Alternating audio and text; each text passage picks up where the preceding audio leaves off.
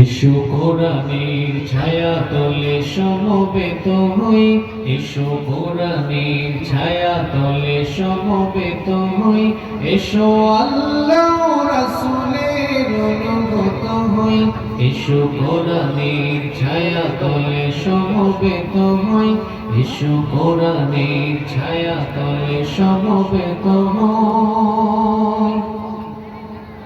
এসো আল্লাহর গুণগান করি, এসো তারি পথে জীবন গড়ি, এসো আল্লাহর গুণগান করি, এসো তারি পথে জীবন গড়ি। আল্লাহর নাম নিলে তাতে যদি সুখ মিলে, আল্লাহর নাম নিলে তাতে যদি সুখ মিলে, কেন সেই নাম থেকে দূরে সরে রই, কেন সেই নাম থেকে দূরে সরে রই। এসো কোরআনের ছায়া তলে সমবেত হই, এসো কোরআনের ছায়া তলে সমবেত হই, এসো আল্লাহ রাসূলের অনুগত হই, এসো কোরআনের ছায়া তলে সমবেত হই। এই কোরআনের ছায়া তলে এসে কত লোক প্রাণ দিল হেসে, এই কোরআনের ছায়া তলে এসে কত লোক প্রাণ দিল হেসে। কোরআনের ছায়া তলে সোজা পথ যদি মিলে, কোরআনের ছায়া তলে সোজা পথ যদি মিলে, কেন সেই পথ ছেড়ে ভুল পথে রই, কেন সেই পথ ছেড়ে ভুল পথে রই।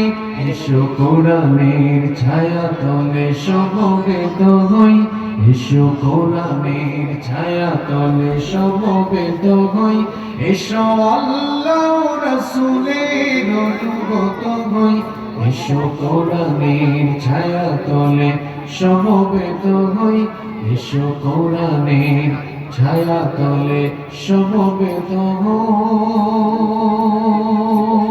মারহাবা। বাংলাদেশের ঐতিহ্যবাহী যশোর জেলার চৌগাছা উপজেলার আন্দোলিয়া জামাতে ইসলামী যুব বিভাগ কর্তৃক আয়োজিত আজকের এই তাফসীরুল কোরআন মাহফিলের মুহতারাম শ্রদ্ধাভাজন সভাপতি, ইসলামী আন্দোলনের বীর সিপাহসালার, আল্লাহর জমিনে আল্লাহর দ্বীন কায়েমের প্রত্যুত্থিত কাফেলা বাংলাদেশ জামাতে ইসলামী চৌগাছা উপজেলার 11 নং সুখপুকুরিয়া ইউনিয়নের সম্মানিত সেক্রেটারি জনাব আলহাজ মাস্টার মোহাম্মদ আজিজুর রহমান, হাইয়াহুল্লাহ ওয়া আতালাল্লাহু উমরাহ ওয়া বারাকাল্লাহু ফি হায়াতিহি। আমরা সবাই বলি আমিন। আজকের মাহফিলের সম্মানিত প্রধান অতিথি, বিশিষ্ট আলেমে দ্বীন, বিশিষ্ট ইসলামী চিন্তাবিদ, শিক্ষাবিদ, বরেণ্য রাজনীতিবিদ, ঝিকরগাছা চৌগাছা এই অঞ্চলের মাটি ও মানুষের নেতা, গণমানুষের প্রিয় ব্যক্তিত্ব, জননন্দিত জননেতা জনাব অধ্যাপক মাওলানা আরশাদুল আলম, হাইয়াহুল্লাহ ওয়া আতালাল্লাহু উমরাহ ওয়া নাফাআল্লাহু বিহিল উম্মাহ ওয়া জাআলাহুমুল্লাহু মিনাল ইবাদিল মুখলিসিন। আমরা সবাই বলি আমিন। আজকের মাহফিলের সম্মানিত বিশেষ অতিথি, বাংলাদেশ জামাতে ইসলামী চৌগাছা উপজেলা শাখার সংগ্রামী আমির মাওলানা গোলাম মোর্শেদ, বিশেষ অতিথি জনাব মোহাম্মদ আব্দুল আলীম, সভাপতি 11 নং সুখপুকুরিয়া ইউনিয়ন বাংলাদেশ জামাতে ইসলামী। আল্লাহ তাআলা আমার ভাইদেরকে হায়াতান তাইয়্যিবা সিহহাতান কুল্লিয়া দান করেন, দ্বীনের খেদমতে আল্লাহ তাদেরকে কবুল করেন। আমরা বলি আমিন। মাহফিলে বক্তব্য রেখেছেন বিশিষ্ট আলেমে দ্বীন, মাহিদিয়া সম্মিলনী ফাদিল ডিগ্রি মাদ্রাসার সম্মানিত লেকচারার, আমার অত্যন্ত প্রিয় বরেণ্য নন্দিত দাঈ ইলাল্লাহ মাওলানা রবিউল ইসলাম, হাইয়াহুল্লাহ ওয়া নাফাআল্লাহু বিহিল উম্মাহ ওয়া জাআলহু দাঈয়ান মাহিরান ওয়া বাহিরান লিখিদমাতিদ দ্বীন। আমরা সবাই বলি আমিন। উপস্থিত হযরত উলামায়ে কেরাম, ইসলামী আন্দোলনের সম্মানিত ভাইয়েরা, আমার সামনে উপস্থিত পিতৃতুল্য সম্মানিত বাবারা, প্রিয় যুবক ভাইয়েরা, পর্দার আড়াল থেকে শ্রমণরতা মায়েরা, বোনেরা, মিডিয়ার প্রিয় কর্মী এবং সাংবাদিক ভাইয়েরা, প্রিয় আন্দোলিয়া, চৌগাছা তথা আমার প্রিয় যশোরবাসী, আপনারা সবাই কেমন আছেন? আলহামদুলিল্লাহ, আমিও আল্লাহর রহমতে ভালো আছি। যিনি আমাদেরকে সুস্থতার সাথে বাঁচিয়ে রেখে এই মাহফিলে আসার তৌফিক দিয়েছেন, সে আল্লাহর জন্য শুকরগুজার হয়ে পড়ছি আলহামদুলিল্লাহ। অসংখ্য গণিত দুরূদ এবং সালাম প্রিয় নবী রাহমাতুল লিল আলামিন মুহাম্মদুর রাসূলুল্লাহ সাল্লাল্লাহু আলাইহি ওয়াসাল্লামের প্রতি, যাকে আল্লাহ আমাদের মানব জাতির হেদায়েতের জন্য পাঠিয়েছেন। আল্লাহুম্মা সাল্লি আলাইহি আল্লাহুম্মা বারিক আলাইহি। সম্মানিত উপস্থিতি, আজকের এই মাহফিল আমাদের যুবক ভাইয়েরা আয়োজন করেছে। এই যুবকেরা হচ্ছেন ইসলামের মেরুদণ্ড। মেরুদণ্ড যদি বাঁকা থাকে, মেরুদণ্ড যদি সমস্যা থাকে, তাহলে আপনি সোজা হয়ে দাঁড়াতে পারবেন না। ঠিক তেমনি একটি সমাজ সভ্যতা বা মুসলিম সমাজ বা রাষ্ট্রের যুবকরা যদি দিগ্ভ্রান্ত হয়, যুবকেরা যদি দুর্দশাগ্রস্ত সমস্যাগ্রস্ত হয়, তাহলে সেই সমাজ সভ্যতা রাষ্ট্রবাসী উম্মাহ কখনো মাথা উঁচু করে দাঁড়াতে পারে না। যুবকরা হচ্ছে ইসলামের মূল সম্পদ। আমার দেশের যুবক ভাইয়েরা, এই দেশের প্রতি তাদের কেমন টান, কেমন ভালোবাসা, তাদের ভেতরে কেমন দেশপ্রেম আছে এবং ইসলামের প্রতি তাদের কেমন দরদ আছে, সেটা আমরা গত জুলাই এবং আগস্ট মাসে দেখেছি। নতুন বাংলাদেশের রূপকার হচ্ছে এই যুব সমাজ, কারণ তাদের অক্লান্ত ত্যাগ তিতিক্ষার বিনিময়ে আমরা আজকে নতুন বাংলাদেশের স্বাধীন মুক্ত বাতাসে আমরা এই সুন্দর প্রোগ্রামের আয়োজন করে এখানে বসতে পেরেছি আলহামদুলিল্লাহ। যুবক ভাইদেরকে মনে রাখতে হবে, স্বাধীনতা অর্জনের চাইতে স্বাধীনতা রক্ষা করা অনেক কঠিন। এজন্য নতুন যে স্বাধীনতা আমরা পেয়েছি, এটাই মূল স্বাধীনতা। কারণ আপনারা বলেন তো, আগস্ট মাসের পরে আজকে জানুয়ারির 5 তারিখ, আজকের দিন পর্যন্ত কোথাও কি কোনো দিনই কাজকর্ম করার জন্য আপনাদেরকে পারমিশন নিতে হয়েছে? আর এই দেশে যারা স্বাধীনতার চেতনার ব্যবসা করেছে, অবশ্য গত রাতে এই চেতনার ব্যবসার ধস নেমেছে। আপনারা জানেন কিনা, গতকাল এক ব্যক্তি, একজন বিশেষ ব্যক্তি, তাকে বহু বছর পর বাংলাদেশের মানুষ দেখেছে। নাম কি সবাই দেখছেন নাকি? এবং আসল স্বাধীনতার তথ্য ফাঁস করে দিয়েছে। এখনকার জেন জি যারা আছে, জেনারেশন জি, এরা তাদের কিতাবাদিতে বই পুস্তকে স্বাধীনতা পড়েছে একরকম, আর স্বাধীনতার যুদ্ধে যারা নেতৃত্ব দিয়েছে তাদের মুখের ভাষায় স্বাধীনতা ছিল আরেক রকম। বই পুস্তকে স্বাধীনতার চেতনার অনেক ট্যাবলেট এই জেনারেশনকে গিলিয়ে খাইয়ে দিয়ে চেতনার ব্যবসায়ীরা চেতনার ব্যবসা করতে চেয়েছিল। কিন্তু আল্লাহর কি কুদরত, তাদের সকল স্বপ্ন এখন দুঃস্বপ্নে পরিণত হয়েছে। সম্মানিত ভাইয়েরা, যুব সমাজকে এই নতুন দেশ গঠনের জন্য এগিয়ে আসতে হবে। কারণ নবী করিম সাল্লাল্লাহু আলাইহি ওয়াসাল্লাম একটি সোনালী রাষ্ট্র, কোরআনের আলোকে একটি আলোকিত সমাজ, আলোকিত রাষ্ট্র গঠন করেছিলেন। আর নবী করিম সাল্লাল্লাহু আলাইহি ওয়াসাল্লামকে এই ক্ষেত্রে যারা সবচেয়ে বেশি সহযোগিতা করেছিল, তারা হচ্ছেন তরুণ এবং যুবক। আমার প্রিয় যুবক ভাইদেরকে বলবো, এই নতুন বাংলাদেশের যে স্বাধীনতা আমরা পেয়েছি, এটা আসল স্বাধীনতা। কারণ এখানে মুক্ত বাতাসে নিজের স্বাধীন মতামত পেশ করা যায়, যেটা আগে যেত না। আগে কি যেত? যেত না। তো এই স্বাধীন দেশ গঠনের জন্য এখন আপনাদেরকে এগিয়ে আসতে হবে, আপনাদেরকে দায়িত্ব নিতে হবে। এই দেশকে প্রকৃত স্বাধীনতার এবং প্রকৃত সার্বভৌমত্বপূর্ণ একটি আলোকিত বাংলাদেশ হিসেবে গঠন করার জন্য এবার এই বাংলাদেশকে আল্লাহর দ্বীনের আলোকে, কোরআনের আলোকে, ইসলামের আলোকে গঠন করার জন্য যুবক ভাইদেরকে এগিয়ে আসতে হবে। আমরা ৭১ সাল থেকে নিয়ে ২০২৫ পর্যন্ত এই ৫৪ বছরে আমরা বিভিন্ন রকমের শাসন ব্যবস্থা দেখেছি এবং এই শাসন ব্যবস্থার আলোকে বাংলাদেশ পরিচালিত হয়েছে। আমরা আমাদের কাঙ্ক্ষিত বাংলাদেশ পাইনি। এখন আমরা তো পরিবারতন্ত্র দেখলাম, নেতা নেতৃতন্ত্র দেখলাম, গণতন্ত্র দেখলাম, সবই দেখলাম, বাকি আছে পুরাণতন্ত্র, ইসলামতন্ত্র। এটার স্বাদও একবার নেওয়া দরকার আছে না ভাই? এখন এটা স্বাদ নেওয়ার আগে বোঝা দরকার এখানে মজা কেমন। ইসলামী শাসন ব্যবস্থা থাকলে আমাদের জন্য উপকার না অপকার, কল্যাণ না অকল্যাণ, এটা আগে আমাদের বোঝা দরকার। এমনকি এই দেশে যারা অমুসলিম আছেন তাদের সামনেও কোরআনের ইসলামের এই সৌন্দর্য যদি আমরা তুলে ধরতে পারি, মনে রাখতে হবে গলাবাজি, চাপাবাজি আর মিছিল স্লোগান দিয়ে ইসলাম কায়েম করা যাবে না। বরং কোরআন আর ইসলামের সৌন্দর্য আমরা মানুষের সামনে তুলে ধরতে পারলে মানুষই ইসলামী শাসন ব্যবস্থার জন্য মাতোয়ারা হয়ে যাবে। আজকে আমি আপনাদের সামনে ইসলামী শাসন ব্যবস্থার প্রয়োজনীয়তার উপরে 10টি পয়েন্ট তুলে ধরব। আপনারা আমাকে সময় দিবেন তো? ইনশাআল্লাহ। কেন আমাদের দেশে ইসলামী শাসন দরকার? ইসলামী শাসন যদি আমরা পাই তাহলে আমাদের উপকার না অপকার, লাভ না ক্ষতি। মানুষ তো ক্ষতি চায় না, ঠিক না?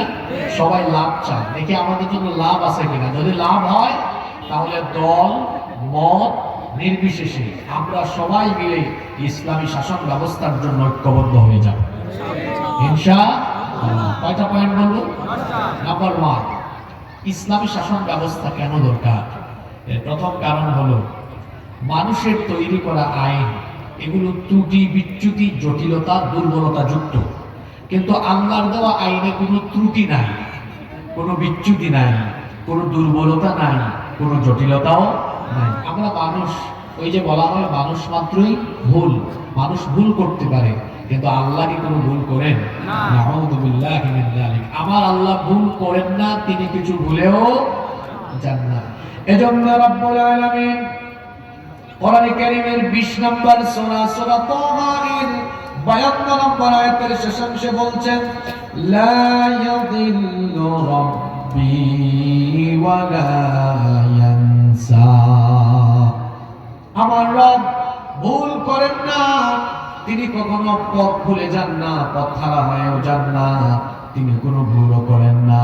আমরা মানুষ, আমরা যদি আইন বানানো শুরু করি, দেশ পরিচালনার জন্য যদি আমরা আইন বানানো আরম্ভ করি, আমাদের বানানো আইনের মধ্যে ভুল থাকতে পারে, দুর্বলতা থাকতে পারে, কিন্তু আমার আল্লাহ বলেন ভুল ত্রুটি দুর্বলতা অক্ষমতা থেকে মুক্ত সেই মহান সত্তা আমাদের জন্য একটি আইনের কিতাব দিয়েছেন। জোরে বলেন তো সেই কিতাবের নাম কি?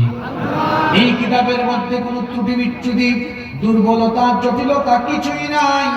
এজন্য আল্লাহ এই কিতাবের শুরুতে বলে দিলেন, তোমাদের জীবন পরিচালনার জন্য, জীবনের ব্যবস্থাপনার জন্য এমন এক কিতাব দিলাম।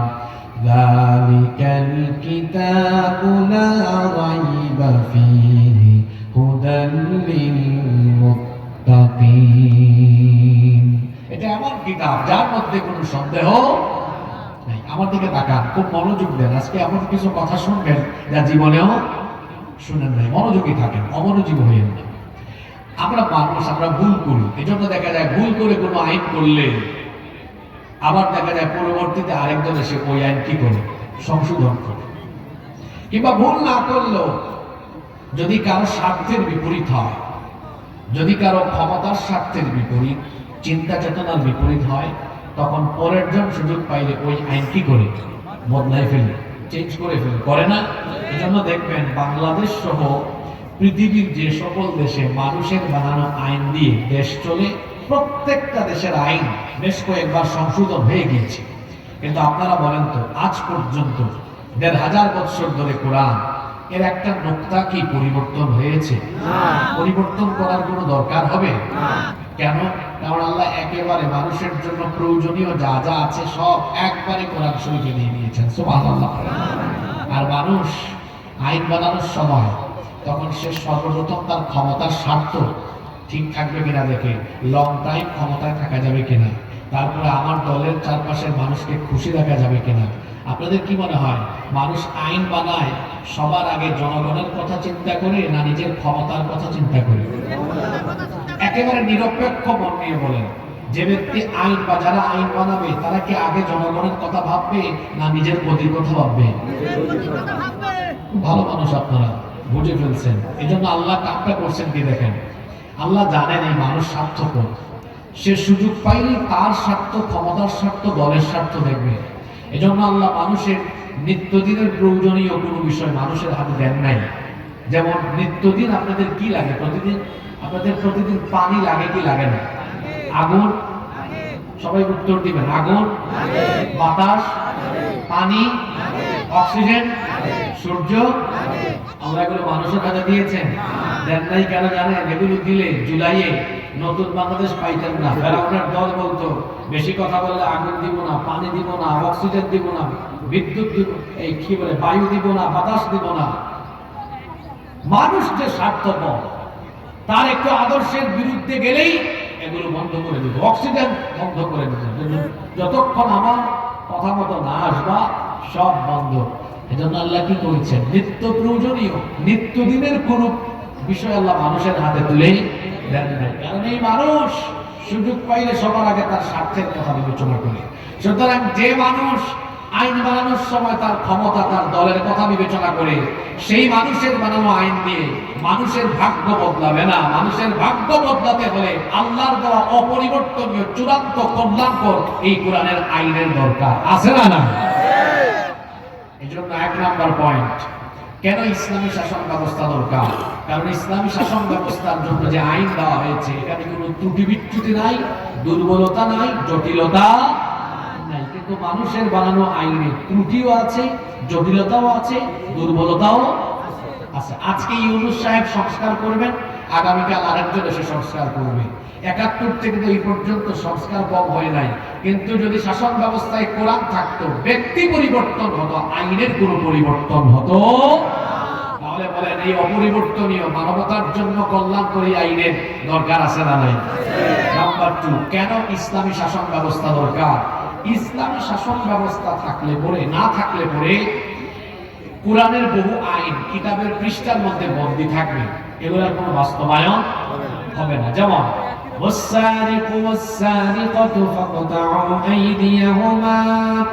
চোর, সে যদি পুরুষ হয় বা নারী হয়, অপরাধ প্রমাণিত হলে ডান হাত কেটে দাও। এখন আপনারা আমাকে বলেন তো, যদি ইসলামী সরকার না থাকে তাহলে কোরআনের এই আয়াত এর কি কোনোদিন বাস্তবায়ন হবে? তাহলে এই আয়াত কিসের মধ্যে বন্দী? কোরআনের মধ্যে বন্দী, বাস্তবায়ন হবে না। এরকম কি একটা দুইটা আয়াত না, শত শত হাজার হাজার আয়াত বন্দী থাকবে কোরআনের ভেতরে যদি ইসলামী রাষ্ট্র ব্যবস্থা প্রতিষ্ঠিত না হয়। যেমন জিনা ব্যভিচার করলে শাস্তি কি? সূরা নূরে আছে না? অবিবাহিত হলে 80টা বেত লাগাও, 1 বছরের নির্বাসনে পাঠাও, আর বিবাহিত হলে রজম, মৃত্যুদণ্ড নিশ্চিত করো। আপনারা আমাকে বলেন, ইসলামী রাষ্ট্র, ইসলামী সরকার না থাকলে এই আয়াতগুলোর বাস্তবায়ন কি কোনোদিন হবে? না। তো আল্লাহ এই আয়াতগুলো কোরআনে এত ফৌজদারি, দেওয়ানি, দণ্ডবিধি, এত আইন কানুন দিয়েছেন শুধু কোরআনের ভেতরে বন্দী থাকার জন্য, না সমাজ রাষ্ট্রের প্রতিফলন ঘটানোর জন্য? তাহলে যদি ইসলামী রাষ্ট্র, ইসলামী শাসন ব্যবস্থা প্রতিষ্ঠিত না হয়, কোরআনের বহু আয়াত কিতাবের পৃষ্ঠার ভেতরে বন্দী থাকবে, বাস্তবায়ন হবে না। এজন্য এই আয়াতগুলোর বাস্তব সুফল পাওয়ার জন্য ইসলামী শাসন দরকার। নাম্বার 3, কেন ইসলামী শাসন ব্যবস্থা দরকার? সমাজের প্রতিটি স্তরে ন্যায় বিচার, সুবিচার নিশ্চিত করার জন্য ইসলামী শাসন ব্যবস্থা দরকার।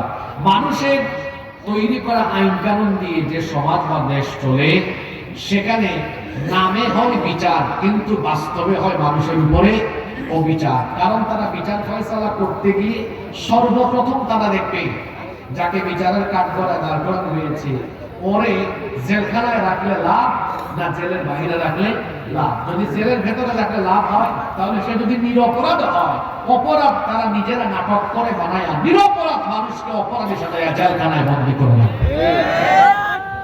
ইসলামী শাসনে কি এরকম আছে? কারণ আল্লাহ তাআলা বিচার ফয়সালার জন্য আইন তৈরি করে দিয়েছেন। রব্বুল আলামিন বলছেন, ওয়া ইযা হাকামতুম বাইনান নাসি আন তাহকুমু বিল আদল। কোরআনে কারীমের 4 নম্বর সূরা সূরাতুন নিসা এর 58 নম্বর আয়াতের মাঝখানে আল্লাহ বলেছেন, আর যখন মানুষের মধ্যে তোমরা বিচার ফয়সালা করবে তখন তোমরা ইনসাফ করবে। জুমার দিনে আপনারা সানি খুতবায় একটি আয়াত প্রায় প্রতিটি জুমায় আপনারা শোনেন, সূরা নাহলের 90 নম্বর আয়াতে আল্লাহ বলেছেন, যারা পারেন আমার সাথে পড়েন, ইন্নাল্লাহা ইয়া'মুরু বিল আদলি ওয়াল ইহসান। নিশ্চয়ই আল্লাহ তোমাদেরকে ন্যায় বিচার আর সদাচরের আদেশ দিচ্ছেন। আল্লাহ ন্যায় বিচারের আদেশ দিচ্ছেন। আর ইসলামী রাষ্ট্র ব্যবস্থায় কিভাবে ন্যায় বিচার নিশ্চিত হয়, একটা ঘটনা আমার মনে পড়েছে। ঘটনাটা কি বলবো? আল্লাহ নবী মদিনা রাষ্ট্রের প্রধান, তিনি প্রেসিডেন্ট, তিনি রাষ্ট্রপ্রধান। তার আদালতে একবার মাখজুমিয়া গোত্রের কুরাইশি একজন সম্ভ্রান্ত নারী চুরির অপরাধে তাকে আদালতে সুপর্দ করা হলো। এই মহিলাকে যখন আদালতে সুপর্দ করা হলো, তখন মদিনার মধ্যে সাহাবায়ে কেরাম পারস্পরিক গুঞ্জন আরম্ভ করেছেন, এত সম্ভ্রান্ত, এত নামি দামি বংশের নারী, আল্লাহ নবী যদি বিচার ফয়সালা করতে গিয়ে এই নামি দামি বংশের নারীর ব্যাপারে হাত কাটার রায় দিয়ে দেন, ওই বংশের কোনো মান সম্মান থাকবে না, ইজ্জত থাকবে না। সাহাবায়ে কেরাম চিন্তা করলেন তাহলে কি করা যায়। সাহাবায়ে কেরাম এক জায়গায় জড়ো হয়ে মিটিং করছেন। সাহাবায়ে কেরাম চিন্তা করলেন, আমাদের কোনো একজনের উচিত নবীজির কাছে সুপারিশ নিয়ে যাওয়া, যাতে করে এই মহিলার ব্যাপারে বিচারের রায় একটু হালকা করে দেওয়া হয়। কিন্তু কোন সাহাবী যাবেন, কারো কোনো সাহস হয় না। অবশেষে সাহাবায়ে কেরাম পরামর্শ করলেন, নবীজি তো উসামা ইবনে যায়েদ রাদিয়াল্লাহু আনহুকে পছন্দ করেন, অনেক বেশি ভালোবাসেন। সুতরাং তারা বললেন, ভাই উসামা, তুমি রাসূলের কাছে যাও, গিয়ে তার কাছে সুপারিশ করো, তিনি যেন এই সম্ভ্রান্ত বংশের নারীকে বিচারের রায় একটু হালকা করে দেন। তিনি যখন নবীজির কাছে সুপারিশ নিয়ে গেলেন, আল্লাহ নবী এই কথা শোনা মাত্রই তার অবস্থা এমন হলো, আসমান যেন তার মাথায় ভেঙে পড়ার উপক্রম হয়ে গেল। সঙ্গে সঙ্গে সকল সাহাবীদেরকে ডেকে তিনি বললেন, ও আমার সাহাবীরা, এত বড় দুঃসাহস কি করে তোমাদের হলো? শুধুমাত্র নামি দামি বংশের মহিলা হওয়ার কারণে বিচারের রায় তার ব্যাপারে হালকা করতে সুপারিশ করছো। আল্লাহর কসম করে বলছি, আজকে যদি আদালতের কাঠগড়ায় এই নামি দামি বংশের সম্ভ্রান্ত নারী না হয় আমার নিজের মেয়ে ফাতিমাতুজ জাহরা রাদিয়াল্লাহু আনহা, সেও যদি আদালতের কাঠগড়ায় থাকতো, অপরাধ করলে পরে আমি রাষ্ট্রপ্রধান হিসাবে আমার মেয়েকে আমি অপরাধ থেকে ছাড় দিতাম না, স্বজন প্রীতি দেখায়া বিচারের রায় হালকা করে দিতাম না, বরং আমি অপরাধ করলে পরে হাত কাটার আদেশ দিয়ে, হুকুম দিয়ে, রায় দিয়ে সেই দণ্ডবিধি কার্যকরের জন্য জল্লাদের হাতে তাকে সুপর্দ করতাম না, বরং বিচারের রায় দিয়ে বিচার যেন যথাযথ হয়, আমি বাপ হয়ে নিজেই আমার মেয়ের হাত কেটে ফেলে দিতাম। আল্লাহু আকবার। এই হলো ইসলামী শাসন ব্যবস্থার সুবিচারের নমুনা। আর মানুষের বানানো আইন যে সমাজে বা দেশে প্রতিষ্ঠা হয়, তাদের ছেলে মেয়েরা অপরাধ করলেও কোনো অসুবিধা নাই, তার দলের লোক হলে অসুবিধা নাই, 7 খুন মাফ, ধরে নিয়ে গেলে ফোন যায়, এই ওসি কারে ধরেছে, এটা আমার লোক, তাড়াতাড়ি ছাড়ো। আছে না নাই? দেখেন না, নিজেদের দলের লোক হইলে চুরি বাটপারি করলেও কোনো অসুবিধা নাই। নইলে বেনজি এত চুরি করলো, তার সারা জীবনের বেতন, রেশন, ভাতা সব একত্রিত করলে 1 কোটি সামথিং হয়। এটা এমন চোর, 2000 কোটি টাকার মালিক, সে কিভাবে হল? তারপরে আমার দেশে এক রাবেয়া বসরি ছিলেন, তিনি বলেছিলেন আমার বাসার পিয়ন ছিল, কত কোটি টাকার মালিক। কি ছাড়া চলে না? হেলিকপ্টার ছাড়া চলে না। তো আপনার পিয়নের যদি এই কারবার হয়, তাহলে পিয়ন থেকে আরো বড় যতগুলো আছে তারা যে কি কাম করেছে, প্রথম আলো সহ আরো বিভিন্ন পত্রিকা রিপোর্ট করেছে এদের চুরির ব্যাপারে। বাংলাদেশে বর্তমানে এই জাতির ঘাড়ে যত টাকা ঋণের বোঝা চাপিয়ে দেওয়া হয়েছে, তার চেয়ে বেশি পরিমাণ টাকা চুরি করে বিদেশে পাচার করা হয়েছে। সম্মানিত ভাইয়েরা, ইসলামী শাসন ব্যবস্থা থাকলে বলে নিজের দলের লোক চুরি করলেও বিচার হয়। আর যদি শাসন ব্যবস্থায় মানুষের বানানো আইন থাকে, নিরপরাধ মানুষকে অপরাধী বানায়া তাদের উপরে জুলুম করা হবে। যদি মানুষের তৈরি করা আইন কোন সমাজে বা দেশে থাকে, তার আদর্শের বিপরীত হলে সেই ব্যক্তিদেরকে ধরে ধরে অন্যায়ভাবে হত্যা করা হবে। ঠিক এই পরিস্থিতির শিকার হয়েছিলেন কোরআনের পাখি শহীদ আল্লামা দেলাওয়ার হোসেন সাঈদী। তিনি এদেশে কোরআন প্রচার করেছেন এবং ভারতীয় আধিপত্যবাদের বিরুদ্ধে কথা বলেছিলেন বলে এদেশে যারা ভারতীয় 5টা গোলাম ছিল, ইন্ডিয়ান লেসপেন্সা, তারা তাদের প্রভুদেরকে ভারতকে খুশি করার জন্য আল্লামা সাঈদীকে চিকিৎসার নামে তারা হত্যা করেছে। এই দেশে যদি আপনার বাপের বিচার 50 বছর পরে হয়, এদেশের 18 কোটি মানুষ এই অবিচারের বিচার একদিন করেই ছাড়বে ইনশাআল্লাহ। যেই সমাজে মানুষের তৈরি করা আইন থাকে, সেখানে আদালত চত্বরে বহু নিরপরাধ মানুষের আহাজারি শোনা যায়, অপরাধ করে নাই, কোনো দোষ নাই, এই মানুষগুলো বিচারের নামে প্রহসনের শিকার হয়। কিন্তু যেই সমাজে, যেই রাষ্ট্রে ইসলামী শাসন ব্যবস্থা থাকবে, সেখানে মানুষের উপর কোনো জুলুম হবে, কোনো বিচার হবে না, ন্যায় বিচার নিশ্চিত হবে। তাহলে ন্যায় বিচার পাওয়ার জন্য, সুবিচারের জন্য এই দেশে ইসলামী শাসনের দরকার আছে না নাই? নাম্বার 4, কেন ইসলামী শাসনের দরকার? ইসলামী শাসন ব্যবস্থা থাকলে পরে প্রতিটি মানুষ তার অধিকার পাবে, নারী তার অধিকার পাবে। আমার দেশে নারীরা সম্পদ থেকে বঞ্চিত, আমার দেশের মা বোনেরা তারা বিভিন্ন সেক্টরে লাঞ্ছিত, অধিকার হারা, অধিকার বঞ্চিত। ইসলামী শাসন ব্যবস্থা প্রতিষ্ঠিত হলে নারী তার অধিকার পাবে, যুবক তার অধিকার পাবে, শ্রমিকেরা আর অধিকার বঞ্চিত, শ্রমিকেরা তাদের ন্যায্য পাওনা পায় না। ইসলাম প্রতিষ্ঠা হলে পরে শ্রমিক তার পাওনা পাবে। এভাবে করে প্রতিটি মানুষ, এমনকি প্রত্যেকটি ধর্মের মানুষ নিরাপদে থাকবে। অনেক সময় এদেশে যারা অমুসলিম আছে তাদেরকে উস্কে দেওয়ার অপচেষ্টা করা হয়, বলা হয় এই বাংলাদেশে যদি কোনো কালে কোনো সময়ে যদি ইসলাম কায়েম হয়ে যায় তাহলে তো অমুসলিমদের বিপদ আছে। আচ্ছা, মার চেয়ে মাসির দরদ বেশি, তো কি বিপদ আছে?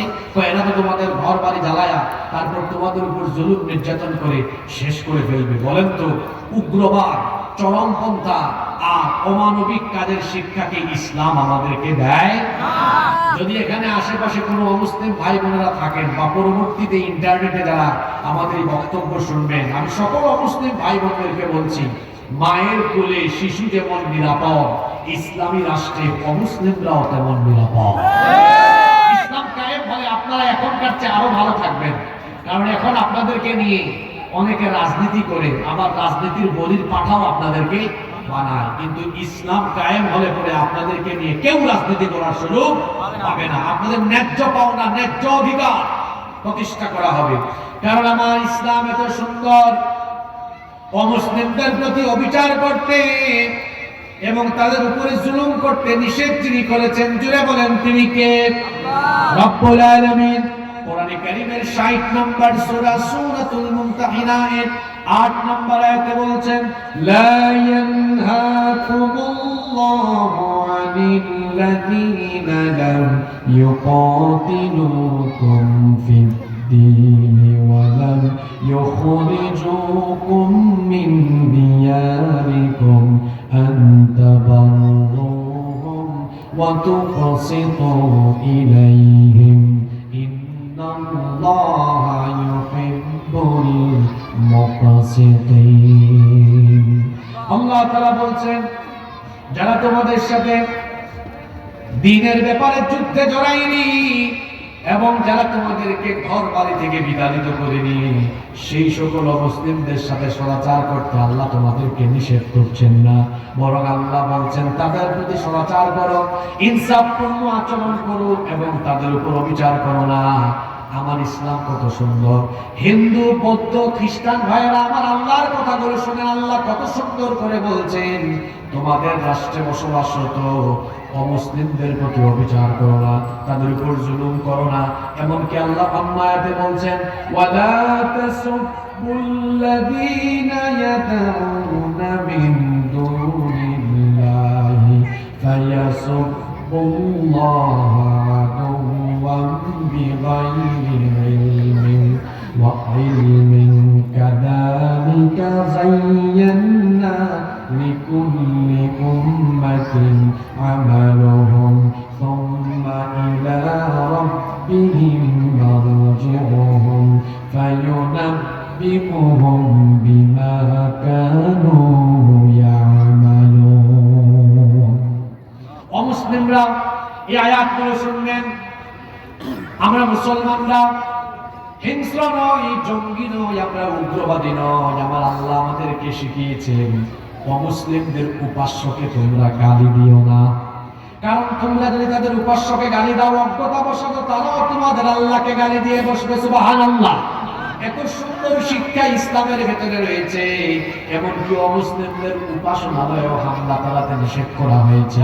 আল্লাহ নবী যখন সাহাবীদেরকে কোনো যুদ্ধে পাঠাতেন তখন তিনি বিশেষভাবে সাহাবীদেরকে বলতেন নারীদের উপরে, শিশুদের উপরে, বয়স্কদের গায়ে হাত তোলো না, এমনকি উপাসনালয়ে তোমরা হামলা চালাও না। আল্লাহ নবী নিষেধ করে দিয়েছেন অমুসলিমদের উপাসনালয়ে হামলা করো না। আল্লাহ নিষেধ করে দিয়েছেন অমুসলিমদের উপাস্যকে গালি দিও না। আল্লাহ নিষেধ করেছেন অমুসলিমদের সাথে বেইনসাফপূর্ণ আচরণ করো না।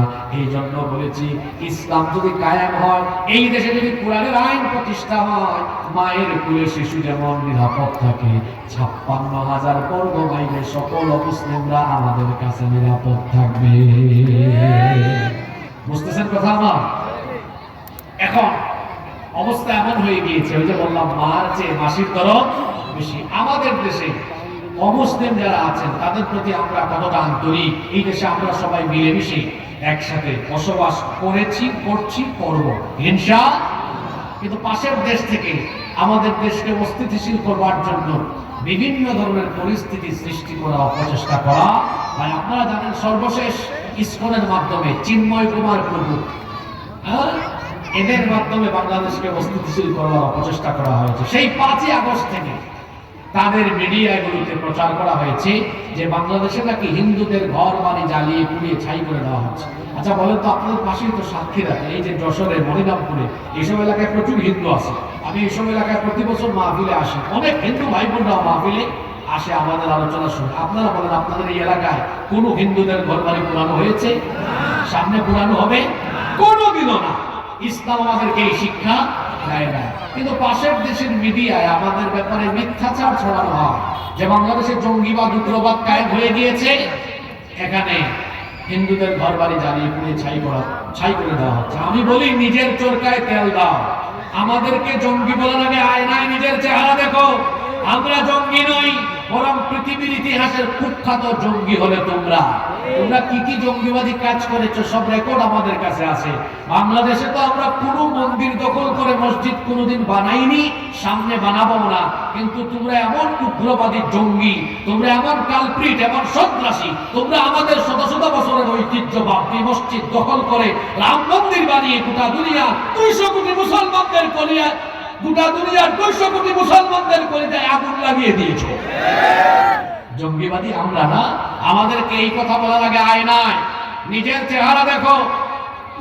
হায়দ্রাবাদে, সিকিমে, গুজরাটে, কাশ্মীরে তোমরা কি করেছো পৃথিবীর মানুষ জানে এগুলো।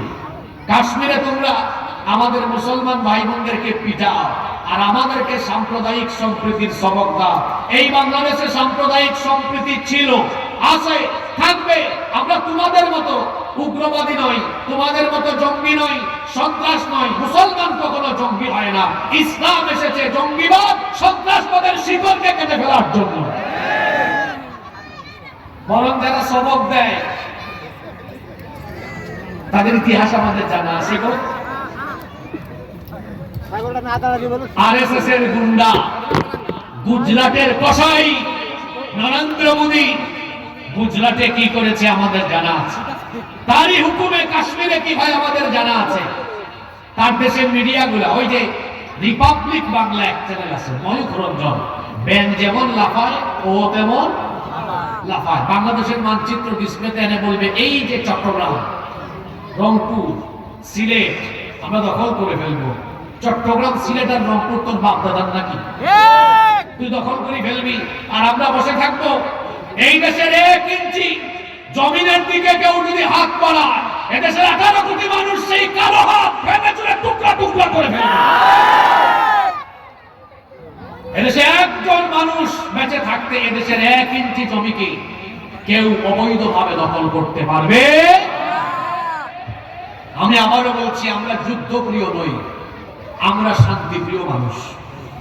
বাংলাদেশের মুসলমান শান্তিপ্রিয়। আমরা উগ্রবাদীও নই, উশৃঙ্খল নই, যুদ্ধপ্রিয় নই, আমরা শান্তিপ্রিয়, আমরা শান্তিতে বিশ্বাসী। কিন্তু আপনারা যদি নিজেরাই অশান্তির দাবানল জ্বালিয়ে আর আমাদের গা ঘেঁষায় ঘেঁষায় আমাদেরকে অশান্তির দিকে নিয়ে যাওয়ার চেষ্টা করেন, আমরা তো ডিফেন্সিভ, আমরা কাউকে আক্রমণ করি না। তবে মুসলমান বীরের জাতি আক্রান্ত হলে কাউকে কখনো ছেড়ে দেয় না। একটা সিংহ ঘুমিয়ে আছে, আপনি তার কানের কাছে গিয়ে খুঁচাখুচি করলেন, তার ঘুম যদি ভেঙে যায় তারপরে আচরণটা কেমন হবে বুঝতেই পারছেন। মুসলমান তো স্বভাবত সিংহের জাতি, কিন্তু শান্তিপ্রিয়। কিন্তু আপনি যদি সেই শান্তিপ্রিয় মুসলমানের কানের কাছে গিয়ে কিংবা তাদের কাছে ঘেঁষে আপনি যদি অশান্তির দাবানল জ্বালিয়ে দেওয়ার চেষ্টা করেন, সেই মুসলমান সিংহের মতো যখন গর্জে উঠবে, পরিণতি কিন্তু ভয়াবহ হয়ে যাবে। এমনিতেই রসুলের হাদিস আমাদের মাথায় আছে। যুবকদেরকে বলছি, যুবক ভাইয়েরা, মনোযোগ আছে। ১৫০০ বছর আগে রসুল কি বলেছেন শুনেন। এটি নাসাই এবং তিরমিজি শরীফের হাদিস। বর্ণনাকারী সাহাবী হচ্ছেন খাউবান রাদিয়াল্লাহু আনহু। তিনি বলছেন, আল্লাহর নবী বলেছেন, ইসাবাতানি মিন উম্মতি আখরাজাহুমুল্লাহু মিনান নার। আমার উম্মতের দুইটা দলকে আল্লাহ তাআলা জাহান্নাম থেকে মুক্তি দিয়েছেন, এদেরকে আল্লাহ বিনা হিসাবে জান্নাত দিবেন। আপনারা সুবহানাল্লাহ পড়বেন না? কয়টা দলকে আল্লাহ জাহান্নাম থেকে মুক্তি দিয়েছেন? জোরে বলতে হবে, কয়টা? একটা দল হলো, রাসূল বলেছেন, ইসাবাতুন তাকজুল হিন্দ। একটি দল হলো যারা হিন্দুস্তানের বিরুদ্ধে যুদ্ধে অংশ নিবে। হিন্দুস্তানের বিরুদ্ধে যুদ্ধে অংশ নেওয়া প্রতিটি মুসলমানকে আল্লাহ জাহান্নাম থেকে মুক্তি দিবেন। এটি মনোযোগ কেমন ছিল? যুদ্ধে শহীদ হওয়া না অংশ নেওয়া? যদি বলেন, তাহলে এটা ১৫০০ বছর আগের হাদিস। রাসূল বলেছেন, হিন্দুস্তানের বিরুদ্ধে যুদ্ধে যারা অংশ নিবে, এই হাদিস কি বার্তা দেয়? তাহলে হিন্দুস্তানিদের সাথে মুসলমানদের একটা যুদ্ধ হবে। এটা ১৫০০ বছর আগে বলেছেন মুহাম্মদুর রাসূলুল্লাহ সাল্লাল্লাহু আলাইহি ওয়াসাল্লাম, যেটাকে বলা হয় গাজওয়াতুল হিন্দ। এখন আমরা তো আর যুদ্ধে ঝাঁপিয়ে করার জন্য পাগল করা হয়ে যায়নি। আমি আগেই বলেছি, মুসলমান যুদ্ধপ্রিয় না, মুসলমান হলো শান্তিপ্রিয়। আপনি যদি নিজেই যুদ্ধ বাঁধিয়ে দেন, আপনি কি মনে করেন আমরা বসে থাকবো? ওই রসুলের গাজওয়াতুল হিন্দের চেতনার হাদিস আমাদের মাথায় আছে। আমরা জানি এই পবিত্র যুদ্ধে অংশ নিলে জাহান্নামের আগুন আল্লাহ আমাদের জন্য মাফ করে দিবেন। সুতরাং আপনি নিজে থেকেই যদি যুদ্ধের দাবানল ছড়িয়ে দেন, এদেশের যুবক যুবতী, তরুণ তরুণী, আবাল বৃদ্ধ বনিতা গাজওয়াতুল হিন্দের চেতনা নিয়ে যখন নেমে যাবে, ইউনূস সাহেব বলেছেন 7 সিস্টারের কথা। আর আমি বলছি, আমার দেশের মানচিত্রের উপরে কুনজর দিলে ভারতের মানচিত্র টুকরা টুকরা হয়ে গিয়ে দিল্লিতে কালেমার পতাকা আবার উড়াইয়া দেওয়া হবে। সুতরাং গুজরাটের কসাই, আরএসএস এর গুন্ডা নরেন্দ্র মোদীকে সাবধান করছে, নিজের চরকায় তেল দাও। বিবিসি বলছে, তোমার দেশের ৬০ কোটি মানুষ এখনো স্বাস্থ্যসম্মত পায়খানা ব্যবহার করতে পারে না। মানুষকে আগে টয়লেট উপহার দাও, আগে মানুষকে টয়লেটে পাঠাও। আমি নিজে ভারতে ৫-৬ বার গিয়েছি, যদিও গত ৫-৬ বছর ধরে যাই না। আমাকে সর্বশেষ ২০১৯ সালে নেতাজি সুভাষচন্দ্র বসু আন্তর্জাতিক বিমানবন্দরে প্রায় ২-৩ ঘন্টা আমাকে অন্যায়ভাবে আটকে রেখেছে। এরপর থেকে আমি আর ভারতে যাই না। অনেকে বলে ভারতে আমি মাহফিলে যাই না কেন? এই কারণে যাই না, ২-৩ ঘন্টা আমাকে আটক করে রেখেছে, অনেক হ্যারেস করেছিল।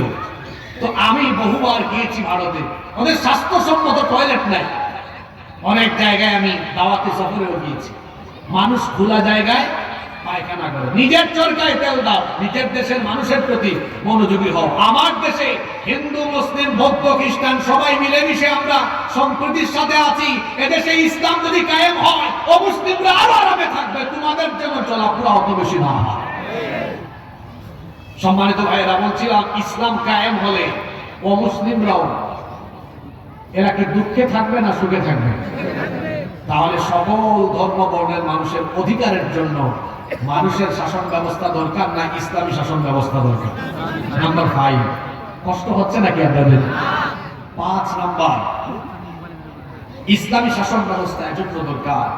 ইসলামী শাসন ব্যবস্থা থাকলে সকল মতের মানুষ মত প্রকাশের এবং সকল ধর্মের মানুষ ধর্ম পালনের সুযোগ পাবে। আমরা দেখেছি ধর্ম নিরপেক্ষ মতবাদের কথা বলে দেখা গিয়েছে শুধুমাত্র মুসলমানদেরকে অবাধ ধর্ম চর্চার পথে বিভিন্ন কায়দায় বাধা বিঘ্নতা সৃষ্টি করা হয়েছে। আপনারা দেখেছেন গত 15 বছর হিন্দুরা তাদের পূজা অর্চনা করেছে অনেক সেফটি সিকিউরিটির সাথে।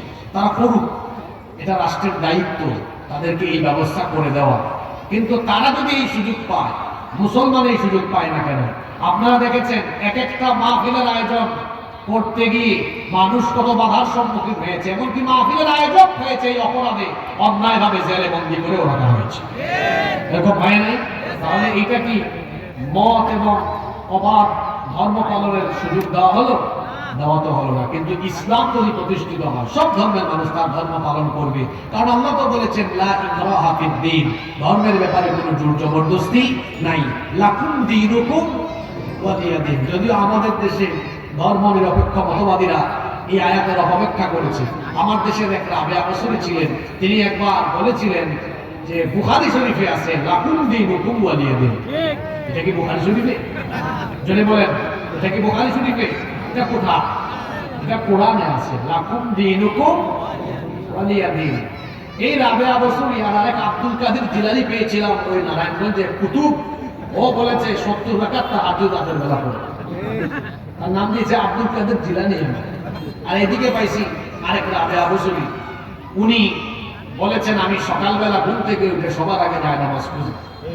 এই রাবেয়া বসরি জায়নামাজ খুঁজেন, ওইদিকে আব্দুল কাদের জিলানী রাতের বেলা তাহাজ্জুদে দাঁড়ায় থাকে। আর সারাদিন আলেম উলামা ধরে জেলখানায় ভরে রাখে, আর তরুণ যুবক ছাত্রদের গায়ে তাদের বুকে গুলি করার জন্য তারা পুলিশকে আদেশ করে। এই ছিল তাদের চরিত্র।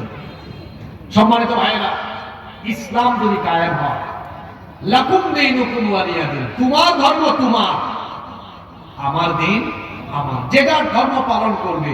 বলা হয় ধর্ম যার যার, উৎসব নাকি সবার। এটা একটা কুফরি কথা। ধর্ম যার, উৎসবও তার। যদি ইসলামী শাসন ব্যবস্থা প্রতিষ্ঠিত হয়, সকল ধর্মের মানুষ তার উৎসব নিরাপদে নির্বিঘ্নে সেফটি সিকিউরিটির সাথে পালন করবে, কাউকে কোনো বাধা দেওয়া হবে না। নাম্বার 6 নাম্বার, ইসলামী শাসন ব্যবস্থা যদি প্রতিষ্ঠিত হয়ে যায়, তাহলে সমাজ এবং রাষ্ট্রে অপরাধ প্রবণতা কমে যাবে। চুরি কমবে, ডাকাতি কমবে, জিনা, ব্যভিচার, খুন, হত্যা, গুম, লুণ্ঠন, রাহাজানি, চাঁদাবাজি, টেন্ডারবাজি কমে যাবে। কারণ এগুলোর বিচার যখন আল্লাহর কোরআন দিয়ে করা হবে, তখন অপরাধ আর সমাজে থাকবে না ইনশাআল্লাহ। আপনারা আমার দিকে তাকান, বলেন তো, এই যে চুরির শাস্তি মানুষ আইন বানাইয়া, মনে করেন একটা চোরকে এলাকায় ধরছেন, আপনাদের এলাকার নাম কি আন্দোলিয়া, তাই না? আজকে ধরলেন চোর, তাকে আপনারা থানায় সুপর্দ করলেন, থানা তাকে কোর্টে চালান করলো। তো এই চোর যদি 2-4 মাস 1-2 বছর জেলখানা থাকে, এরপরে যদি জামিন নিয়ে বের হয়, বেশিরভাগ ক্ষেত্রে আপনারা বলেন, আমি বলবো না, বেশিরভাগ ক্ষেত্রে বলেন তো, চোর ডাকাতরা জেল থেকে বের হয়ে চুরি ছেড়ে দেয় না আরো প্রমোশন নেয়? হ্যাঁ, অনেকে দেখা যায় আদালত চত্বরে হাত নাড়ায়, আমি আসতেছি, আসলে দেখাই দেব। ডাকাতি কমে না, ডাকাতি বাড়ে। জিনা বদমাইশি কমে না, আরো বাড়ে। আপনি একটা চুরির বিচার কোরআন দিয়ে করেন তো, একজন চোরের হাত কেটে দেন, এই বিচার দেখে সবগুলা ছেঁচড়া চোর তারের মতো সোজা হয়ে যায়। একটা ডাকাতির বিচার, একটা জিনার বিচার, ধর্ষণের বিচার কোরআন দিয়ে করে দেখেন, যারা অপরাধী আছে সোজা হয়ে যাবে। তাহলে বলেন, কোরআন দিয়ে বিচার করলে সমাজ থেকে দিন দিন অন্যায় কমবে না বাড়বে?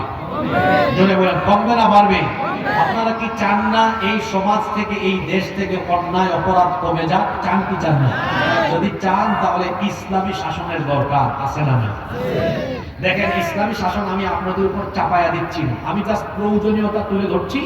এরপরে সিদ্ধান্ত নেবেন আপনি, যেটা আমার জন্য লাভ না লস। মানুষ তো লাভের দিকেই থাকে, ঠিক না? যদি লাভজনক হয় সিদ্ধান্ত নেবেন, না এটার জন্য আমার দরকার আছে।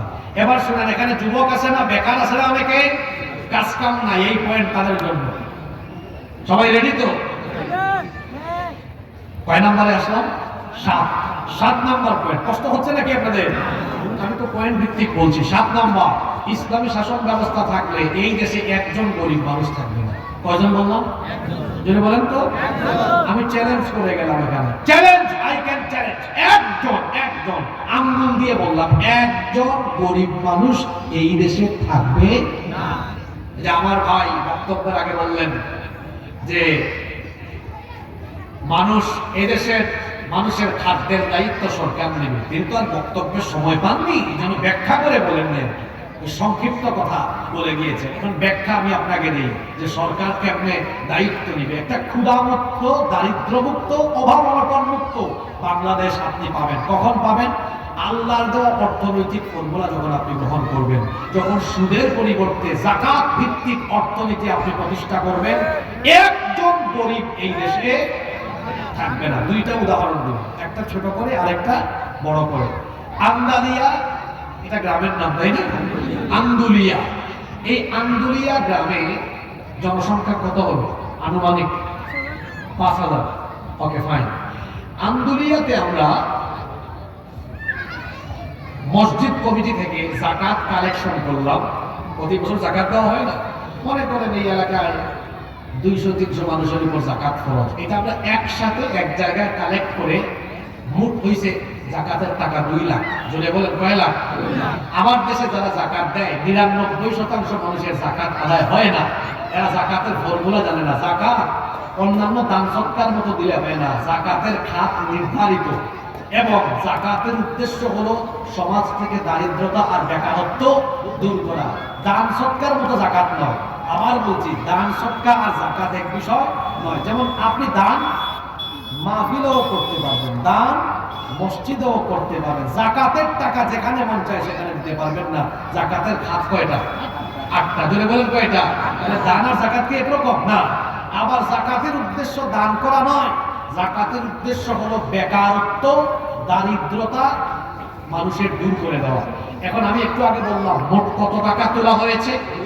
জোরে বলেন কয় লাখ? আপনি চাইলে ৫০০ টাকা জনপ্রতি দিলে ৪০০ জন মানুষের মধ্যে ২ লক্ষ টাকা বিতরণ করতে পারবেন। কত টাকা? ২ লক্ষ টাকা। কত জনের মধ্যে? ৪০০ জনের মধ্যে। কত করে জনপ্রতি? মানুষ বলে আন্দুলিয়ায় ৪০০ মানুষকে যাকাতের টাকা দেওয়া হচ্ছে। এটা শুধু ভাব দেখানো হবে, ফুটানি হবে। আপনি এই ২ লক্ষ টাকা ৪০০ জন মানুষকে না দিয়ে মাত্র ৪ জন গরিব মানুষকে দেন। আপনি বলবেন হুজুর আপনি তো বড় সাংঘাতিক মানুষ, ৩৯৬ জন মানুষের নসিব কেটে দিয়ে আপনি মাত্র ৪ জনকে দিবেন। না, এই এলাকার একজন বিধবা নারী খাইতে পারে না, চলতে পারে না, তারা একটা সেলাই মেশিন কিনে দেন। তাইলে এই পরিবার চলার ব্যবস্থা হলো কি হলো না? আপনি ওনারা ৫০০ টাকা দিলে এক বেলা খেতে পারেন, বা ২ বেলা বা একদিন, কিন্তু একটা সেলাই মেশিন কিনে দেন, সারা বছর কাজ করে খেতে পারেন। সুবহানাল্লাহ পড়বেন না? আরেকজনকে একটা, ওই যে এটাকে কি বলে, ভ্যান, আপনাদের এলাকায় ভ্যান আছে নাকি? একটা ভ্যান কিনে দেন, তার পরিবার চলবে। আরেকজনকে আপনি একটা হালের বলদ, 2টা হালের বলদ গরু কিনে দেন, হাল চাষ করে খাবে, খেত খামার করে খাবে। আরেকজনকে আপনি একটা টঙের দোকান অথবা একটা ওই যে কি বলে অটো রিক্সা কিনে দেন। তাহলে ২ লক্ষ টাকা ৪ জনকে ভাগ করে দিলাম। এই ৪ জন মানুষ কি এই টাকা নিয়ে এভাবে যদি কর্ম করে খায়, আগামী বছর কি আর যাকাত খাওয়ার উপযুক্ত থাকবে না? যদি বলতে হবে থাকবে না।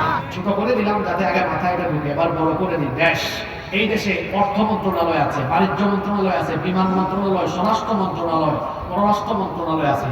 যদি ইসলামী সরকার হয় আলাদা একটা মন্ত্রণালয় হবে, সেই মন্ত্রণালয়ের নাম হবে যাকাত মন্ত্রণালয়। দেশের শীর্ষস্থানীয় ইসলামী অর্থনীতিবিদ এরা থাকবেন এই মন্ত্রণালয়ের দায়িত্বে। তারা যখন সারা দেশের মানুষের যাকাতকে সেন্ট্রালি কালেক্ট করবেন, কেন্দ্রীয়ভাবে যাকাত কালেকশন করবেন। কথার কথা একটা উদাহরণ দিই, যদিও বাংলাদেশে যাকাত যদি সুন্দরভাবে উৎপাদন করা হয়, আমার ধারণা কমপক্ষে কয়েক লক্ষ হাজার কোটি টাকা যাকাত উঠবে। আমি যদি ধরে নেই এই বছর উঠলো ১,৪০,০০০ কোটি টাকা। কত? ১ লক্ষ, হিসাবটা একটু ছোট করে দিলাম আর কি, যাতে আপনাদের বুঝতে সুবিধা হয়। ১,৪০,০০০ কোটি টাকা। তাহলে দেখেন এই বছর বাংলাদেশে বেকার ৭০ লক্ষ যুবককে ডেকে আনেন। কত লক্ষ যুবক? কথা বলেন না কেন? ৭০ লক্ষের হাতে প্রতিজনের হাতে ২ লাখ টাকা করে দেন। কত লাখ? ২ লাখ করে দিলে ১,৪০,০০০ কোটি টাকা শেষ। বলেন তো জন প্রতি ২ লক্ষ টাকা করে দেওয়া হবে। এই ৭০ লক্ষ বেকার কি বেকার থাকবে নাকি কর্ম করে স্বাবলম্বী হতে পারবে? জোরে বলেন। এইরকম বেশি না, 5 থেকে 10 বছর যদি বেকারত্ব দূরীকরণে যাকাত ভিত্তিক অর্থনীতি এই দেশে প্রতিষ্ঠা করা যায়, চ্যালেঞ্জ করে বললাম একজন গরিব মানুষ বাংলাদেশে পাওয়া যাবে না। এখন আসেন, আমি চাপাবাজি করলাম না পৃথিবীর ইতিহাসে এমন ঘটেছিল? আলেমরা বসে আছেন, জিজ্ঞেস করেন পৃথিবীতে একজন শাসকের জামানা এমন হয়েছিল মানুষ যাকাতের টাকা নিয়ে রাস্তা রাস্তায় ঘুরছে, কোনো গরিব মানুষ পায় নাই। কার জামানা? ওমর ইবনে আব্দুল আজিজ রহমতুল্লাহি আলাইহির জামানা। তিনি ইসলামী শাসন ব্যবস্থার সুফল তার সমাজের মানুষকে দেখিয়েছেন। একজন মানুষকেও যাকাত দেওয়ার মতো গরিব মানুষ তার সীমানার ভেতরে পাওয়া যায় নাই। সুবহানাল্লাহ কইতে ইচ্ছে করলো না? তাহলে বাংলাদেশও এরকম দারিদ্র্যমুক্ত ক্ষুধামুক্ত হোক। আপনারা চান কি চান না? আর ইসলামী শাসনের দরকার আছে না নাই? 8 নাম্বার। কষ্ট হচ্ছে আপনাদের? কেউ উঠিয়েন না, শেষ করে উঠেন। শেষ ভালো যা সব ভালো। 8 নাম্বার, যদি ইসলামী শাসন ব্যবস্থা কায়েম হয়, যারা রাষ্ট্রীয় দায়িত্ব থাকবে এদের ভিতরে দুনিয়ার প্রতি লোভ লালসা থাকবে না, আখিরাত পাওয়ার চিন্তা থাকবে। কারণ এরা দায়িত্বকে বোঝা মনে করবে। মানুষের তৈরি করা আইনি শাসন ব্যবস্থায় দেখা যায় সবাই আঙ্গুল ফুলে কলা গাছ হওয়ার চেষ্টা করে। সম্পদ 5 বছর আগে যা থাকে 5 বছর পরে আরো বাড়ে। কিন্তু দেখবেন ইসলামিস্ট যারা, আল্লাহকে যারা ভয় করে, এদের টাকা পয়সা বাড়ি গাড়ি করার ধান্দা থাকে না। ধান্দা থাকে কিভাবে দায়িত্বটা সঠিকভাবে পালন করে আল্লাহর কাছ থেকে জান্নাত পাবো। ঠিক না বেঠি? ওমর ইবনে খাত্তাব রাদিয়াল্লাহু আনহু কোন ইউনিয়ন নয়, উপজেলা নয়, কোন দেশ নয়, অর্ধ দুনিয়া শাসন করেছেন। তার শাসন আমলে তিনি তার ঘরের ভেতরে একবার অর্ধ দুনিয়ার প্রেসিডেন্ট ওমর রাদিয়াল্লাহু আনহু মোমবাতির আলো জ্বালিয়ে কাজ করছেন। এমন সময় তার কিছু আত্মীয় স্বজন দেখা করতে এসে দরজায় নক করলেন। তিনি তাদেরকে থামিয়ে দিলেন, দাঁড় করিয়ে দিলেন। তার নিজের সামনে থাকা মোমবাতির আগুন ফু দিয়ে নিভিয়ে নতুন আর একটা মোমবাতিতে আগুন ধরালেন। তারপরে এদেরকে ভেতরে আসতে বললেন। এরা জিজ্ঞেস করলেন, আমিরুল মুমিনিন, আপনার সামনে একটা মোমবাতিতে আগুন ধরানো ছিল, সেটা ফু দিয়ে নিভিয়ে কেন নতুন আরেকটা মোমবাতিতে আগুন ধরালেন? তিনি তখন বললেন, তোমরা আসার আগ পর্যন্ত জনগণের টাকায় কেনা মোমবাতির আগুন জ্বালিয়ে জনগণের কল্যাণে রাষ্ট্রীয় কাজ করছিলাম। তোমরা যখন আসলে মনে মনে চিন্তা করলাম, রাষ্ট্রের টাকায় জনগণের টাকায় কেনা মোমবাতির আগুন জ্বালিয়ে যদি আমি তোমাদেরকে ঘরের ভেতর ঢুকায়া সেই মোমবাতি জ্বালাতে বসে আমরা ব্যক্তিগত কথা বলি, জনগণের সম্পদ নষ্ট হবে, দেশের সম্পদ নষ্ট হবে, আমার উপর যে আমানতের দায়িত্ব দেওয়া হয়েছে তার খেয়ানত হবে, আল্লাহর কাছে আসামি হয়ে জালেম হয়ে কিয়ামতের সামনে দাঁড়ানো লাগবে। এই ভয় যখন আমার অন্তরে আসলো, জনগণের টাকায় কেনা মোমবাতির আগুন ফু দিয়ে নিভিয়ে নিজের টাকায় কেনা মোমবাতির আগুন জ্বালিয়ে তোমাদের সাথে কথা বলছি।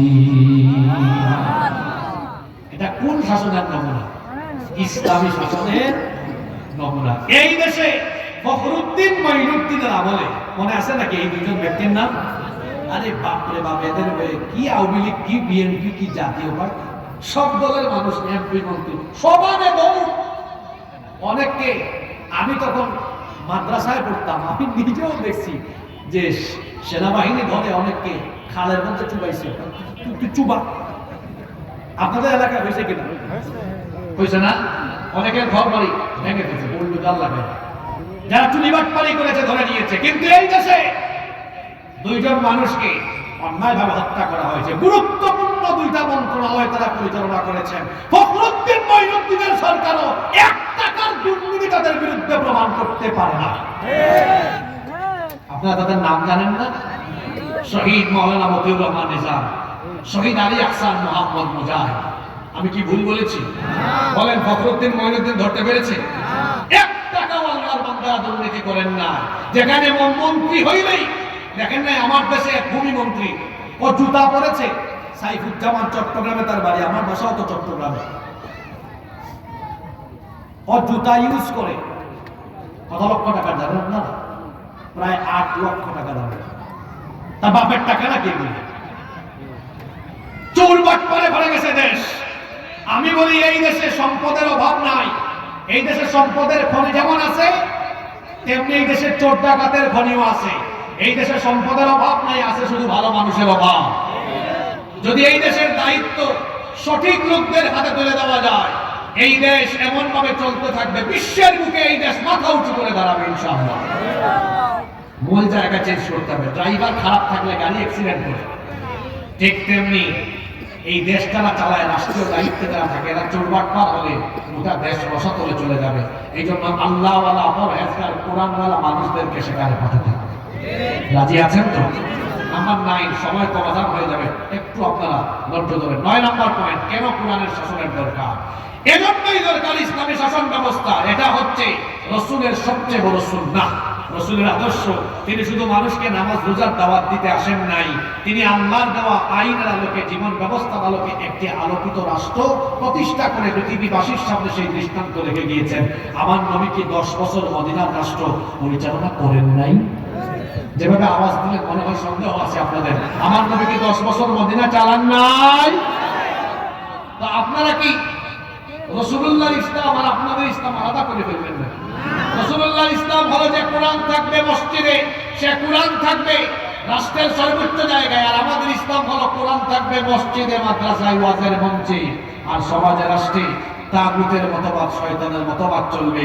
এটা তো রাসূলের আদর্শ হতে পারে না। রাসূলের আদর্শ হচ্ছে যে কোরআন থাকবে মসজিদে, মাদ্রাসায়, সেই কোরআন থাকবে পার্লামেন্টে, ঠিক কি না?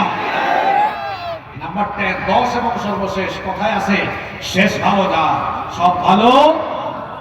10 নম্বর, ইসলামী শাসন ব্যবস্থা কেন দরকার? ইসলামী শাসন ব্যবস্থা এই জন্য দরকার কারণ জমিনটা আমি বা আমার বাপ দাদা কেউ বানায় নাই, জমিনটা কার? আল্লাহুল খালকু ওয়াল আমর, সৃষ্টি যার, জমিন যার, আইনও চলবে। এই জমিন কিভাবে চলবে এটা আমি ভালো জানবো, আপনি ভালো জানবেন না আল্লাহ ভালো জানবেন।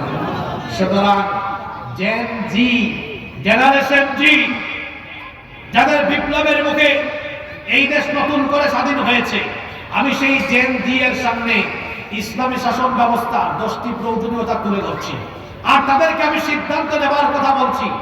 জেন জি যারা এখন আন্দোলন করছে বাংলাদেশকে দুর্নীতিমুক্ত করবে, এই বাংলাদেশকে তারা আলোকিত বাংলাদেশ হিসাবে গড়ে তুলবে, আমি তাদেরকে বলবো আলোকিত বাংলাদেশ, দুর্নীতিমুক্ত বাংলাদেশ এটা মানুষের তৈরি করা আইন দিয়ে সম্ভব নয়, একমাত্র আল্লাহর দেওয়া কোরআন দিয়ে সেটা সম্ভব। তাহলে আমরা সবাই সেই কোরআনের কল্যাণমুখী, ইসলামের দ্বীনের সেই কল্যাণমুখী রাষ্ট্র গঠনের জন্য, কোরআনের শাসন ব্যবস্থা, ইসলামী শাসন ব্যবস্থার জন্য ঐক্যবদ্ধ হয়ে কাঁধে কাঁধ মিলিয়ে সবাই কাজ করতে রাজি আছে না নাই? কারা কারা রাজি নাই থেকে হাত তুলে? মনোযোগ আছে মানুষের, সবাই রাজি আছেন তো? আল্লাহ সবাইকে কবুল করেন। কারা কারা রাজি আছেন একটু হাত তুলে দিন। মাশাআল্লাহ, রাজি আছেন? যুবকদেরকে এগিয়ে দেন, তারা এত সুন্দর আয়োজন করেছে, একটা আবদার করেছে, এই মাইক টাইকটা আনছে, এগুলো একটু ঘাটতি রয়ে গেছে, একটু হাত তুলেন না, হাত তুলেন। এবার হাতটা নামাইয়া পকেটে ঢোকান, মানুষের পকেটে ঢোকায় না। এই যে আমার যুবক ভাইরা যাবে, একটু আপনার তাদেরকে সহযোগিতা করে যাবে, খরচাপাতিটা তারা আঞ্জাম দিতে পারে, আমাদের পয়সাগুলো দিনের কাজে খরচ হবে। আল্লাহ সবাইকে কবুল করুন। তাহলে আমাদের এই বাংলাদেশকে নতুন করে একটি সুন্দর আলোকিত বাংলাদেশ হিসাবে পাওয়ার জন্য আমরা ইসলামী শাসনের পক্ষে থাকবো না বিপক্ষে থাকবো? আওয়াজ তো বড় কম হইল। আজকে কি ওয়াজ যশোরে হয় না অন্য এলাকায় হয়? যশোরের মানুষ তো এমন না। আপনারা কি যশোর না ঝিনাইদহ? ঝিনাইদহ তো পাশে, ঝিনাইদহ মানুষ তো কথা বলে। আমরা সবাই ঐক্যবদ্ধ থাকবো তো ইনশাআল্লাহ। আল্লাহ সবাইকে তৌফিক দান করেন। সংক্ষিপ্ত মোনাজাত হবে, তাকে দিয়ে একটু ব্যাগ যাবে। আল্লাহুম্মা আমিন। ربنا ظلمنا أنفسنا وإن لم تغفر لنا وترحمنا لنكونن من الخاسرين رب العالمين আজকের মাহফিলকে কবুল আর মঞ্জুর করে নাও। আমরা যারা মাহফিলে এসেছি আমাদের সবার জীবনের গুনাহ খাতা মাফ করে দাও। রব্বুল আলামিন আমাদের পিতামাতাকে মাফ করে দাও।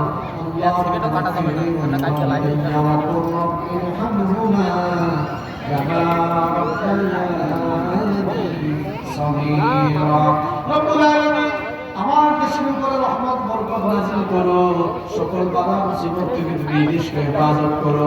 রব্বুল আলামিন আমাদের সবাইকে